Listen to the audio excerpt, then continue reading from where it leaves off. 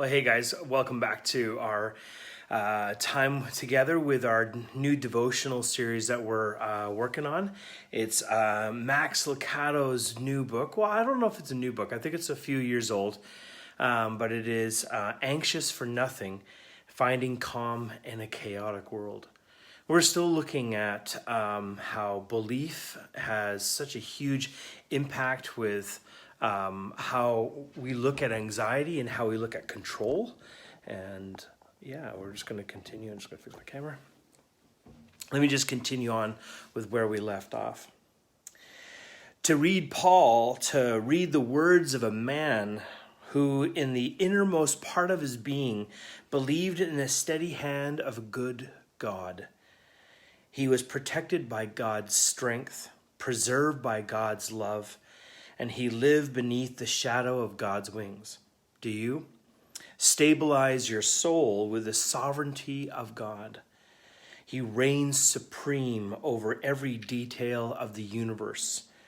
There is no wisdom, no insight, no plan that can succeed against the Lord. That's Proverbs 21:30.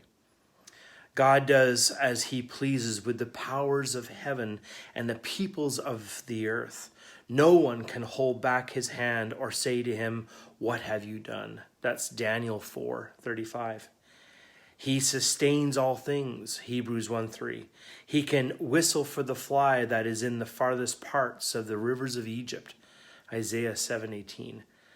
He names the stars and knows the sparrows, great and small, from the People's Liberation Army of China to the army ants in the backyard. Everything is under his control. So who can act against you without the Lord's permission? It is the Lord who helps one and harms another. Lamentations 3:37-38. See, God's answers for troubled times has always been the same. Heaven has an occupied throne. This was certainly the message God gave to the prophet Isaiah.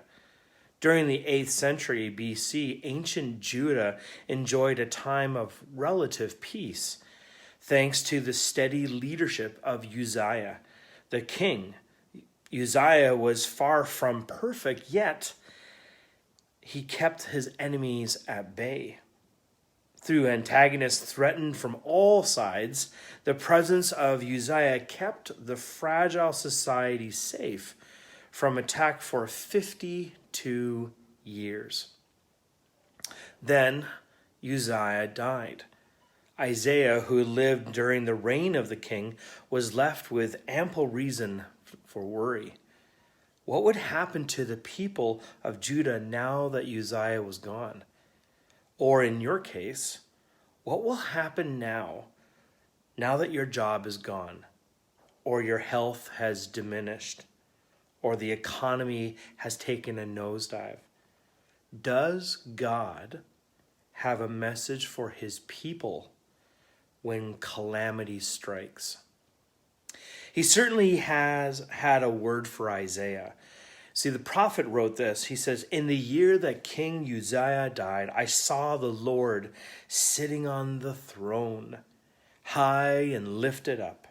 The train of his robe filled the temple, and above it stood seraphim." Seraphim are like angels. Each one had or angelic beings. Each one had 6 wings. With 2 he covered his face, and 2 he covered his feet, and with 2 he flew. And one cried to another and said, "Holy, holy, holy is the Lord of hosts. The whole earth is full of his glory." That's Isaiah 6:1-3. Uzziah's throne was empty, but God's was occupied. Uzziah's reign had ended, but God had not. Uzziah's voice was silent, but God was strong. He was and is alive on the throne and worthy of endless worship. God calmed the fears of Isaiah, not by removing the problem, but by revealing his divine power and presence. Let me just repeat that, and then you can personalize it for you tonight.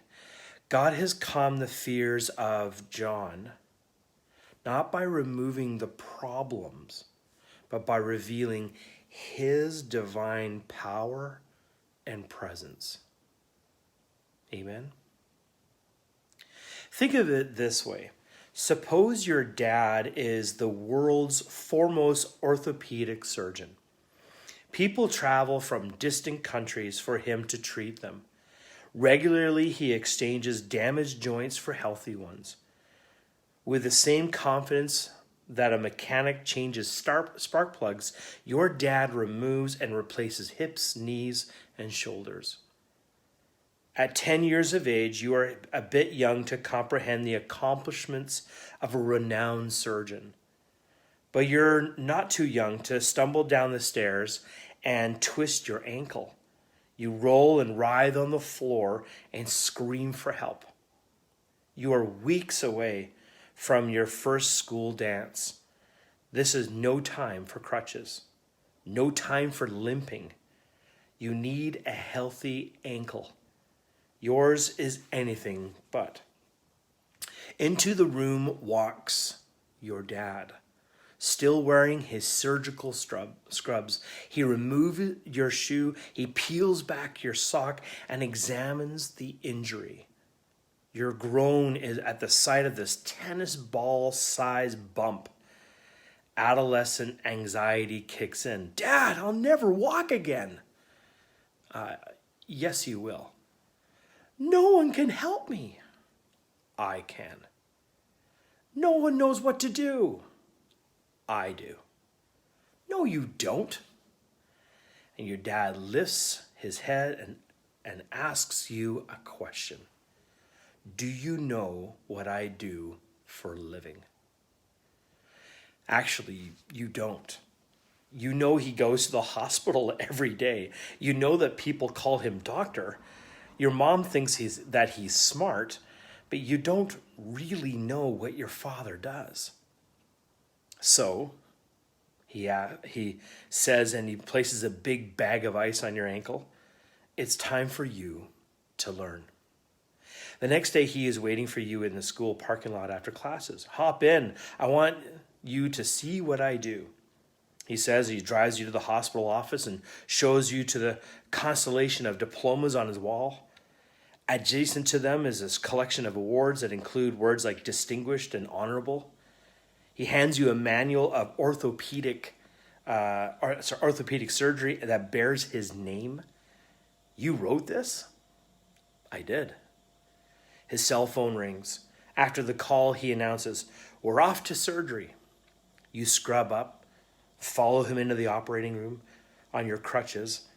During the next few minutes, you have ringside seat to a procedure in which he is reconstructing an ankle. He is the commandant of the operating theater. He never hesitates or seeks advice. He just does it. One of the nurses whispers, your dad is the best. As the two of you ride home that evening, you look at your father. You see him in a different light. If he can conduct orthopedic surgery, he could truly treat a swollen ankle. So you ask, you think I'll be okay for the dance? Yes, you'll be fine. This time you believe him. Your anxiety decreases as your understanding of your father increases. Let me read that one more time. Your anxiety decreases as your understanding of your father increases. Here's what I think. I think our biggest fears are sprained ankles to God.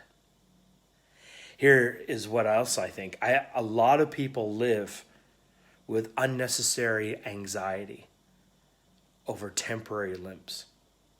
The next time you fear the future, rejoice in the Lord's sovereignty. Rejoice in what he has accomplished. Rejoice that he is able to do what you cannot do. Fill your mind with the thoughts of God. It's interesting as we think about that story about the surgeon being the dad and taking the son, and knowing about your father's business. And I think that's just the invitation to a deeper sense of discipleship for us as followers of Christ. We too want to know what our Father's up to, and to know that he is more than able, more than capable for the situation that we are in. That you don't have to hold back and go, I don't want to burden the church or burden God with my problems. God knows your problems, but we think they're catastrophic. But God looks at them going, yeah, this is just like a sprained ankle. Just calm down. Just watch what I do. And as he slowly, sometimes, and patiently, and with great compassion, God starts to work and do the repair, the rescue, the reconciliation, the provision, the protection, the healing. And let him be God. I wrote in my email to the church today, I remember this one guy said this, I think he was a missionary in India, and through broken translation, but basically it was, he goes, we thank God that God is God and we are not. And I keep on coming back to that statement. I thank God that he is God and we are not. Well, guys, we are praying for you, and I know that we are just on the knife edge of something to change. Like we're just feeling like we're about to go to level 3 3/4 or whatever it's going to be. But just keep holding on. Keep going to your Father. And remember, as your anxiety decreases once you understand more of who your Father is. So there's an invitation into relationship. And so hopefully these devotions are those touch points, those watershed moments for you to grow deeper and to trust more.